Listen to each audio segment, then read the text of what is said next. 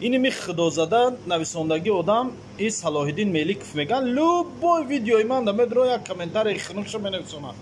بعد اینمی ویدیویی که در گرانیتسا بچه‌ها محکم رس موندگان در همون ویدیو در اومده این بیچ نویسنده میگه ای بی بلوگرها خدا زده رکلام میکنن. بلوگرها بچه‌ها همین خدمت میکنن بعضیش برای مردم، برای ملت، برای مردم مسلمان بچه‌ها هم خدمت میکنن. با گپشنا با بلوگرها گناهگار در محکم شدن گرانیتسا بلوگر گناهگار در سیلشویی بلوگر گناهگار در اینش گناهگار.